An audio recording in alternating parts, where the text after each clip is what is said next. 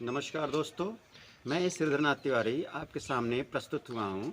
एक शानदार motivational speech लेकर के एक कहानी के माध्यम से मैं आपको समझाऊंगा।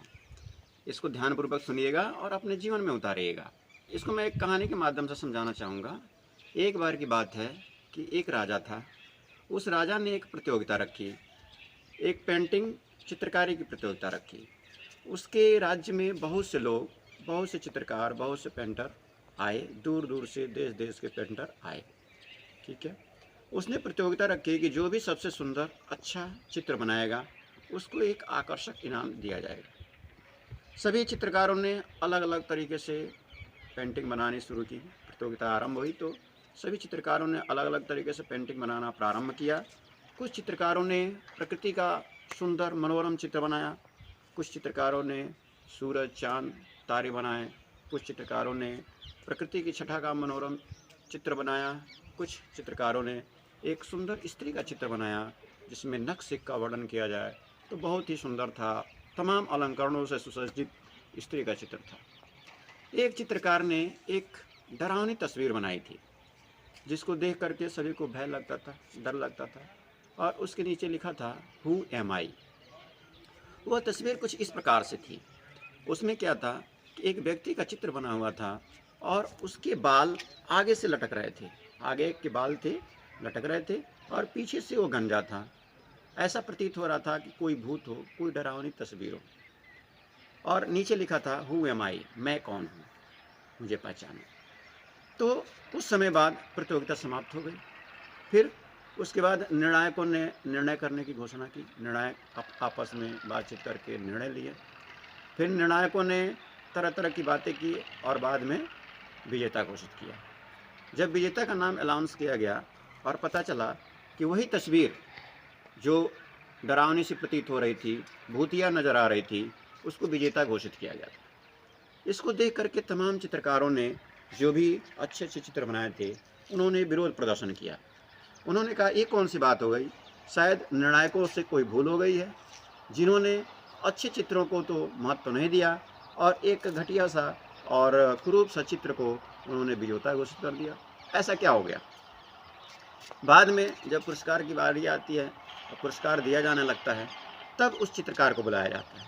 वो चित्रकार आता है मंच पे और कहता है कि दोस्तों, आप जो समझ रहे हैं कि इतने सुंदर सुंदर चित्रों में मेरा चित्र सेलेक्ट किया गया है, तो ये तो ठीक है, आप सभी लोगों ने चित्र बनाया है, बहुत सुंदर, बहुत अच्छा, लेकिन मेरा जो चित्र है वो इसमें सबसे महत्वपूर्ण है।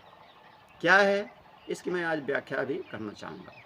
देखिए, मैंने जो चित्र बनाया है एक ऐसे व्यक्ति का चित्र बनाया है जिसके आगे आगे बाल हैं और पीछे बाल नहीं है, जिसको आगे से पकड़ा जा सकता है, पीछे से नहीं पकड़ सकते। देखिए तो आगे आगे बाल है, पीछे गंजा है, जिसको आगे से हम पकड़ सकते हैं, पीछे से नहीं। और नीचे लिखा है हु एम आई। अगर ये निकल गया, अगर ये निकल गया, मतलब निकल गया, तो इसको पीछे से नहीं हम पकड़ सकते, इसको आगे से ही पकड़ सकते हैं। ये क्यों, कौन है? इसका मतलब है ये है समय। मैंने एक समय का चित्र बनाया है कि जिसको समय रहते ही पकड़ा जा सकता है और उसको आगे से पकड़ सकते हैं। यदि समय निकल गया तो उसको पीछे से नहीं पकड़ा जा सकता, क्योंकि कोई भी महत्वपूर्ण कार्य होता है जिस दिन शुरुआत कर दी जाए और जितने अच्छे से शुरुआत कर दी जाए और उसकी सही तरीके से प्रबंधन पूर्वक कार्य किया जाए तो समयानुसार अगर कोई कार्य होता है तभी सफलता मिलती है। यदि हम सोचें कि समय के बाद कल कर लेंगे, परसों कर लेंगे, तो समय निकल जाता है, फिर नहीं हो पाता है। जैसे कि आज के माहौल में अगर देखा जाए तो कोरोना काल चल रहा है और समय रहते इस पर काबू पाने का प्रयास नहीं किया गया, राज्य सरकारों द्वारा या हमारे अधिकारी द्वारा या हमारे जो बहुत सारे व्यक्ति हैं उनके द्वारा लापरवाही बरती गई। 1 साल से ये प्रकरण चल रहा है और किसी ने ये नहीं सोचा कि ऑक्सीजन की कमी पड़ सकती है या भयावह स्थिति आ सकती है। उसकी पूर्ण रूप से तैयारी नहीं की गई और आज ये स्थिति है कि जगह जगह महामारी फैल रही है, जगह जगह लोग मर रहे हैं, ऑक्सीजन उसकी कमी पड़ रही है।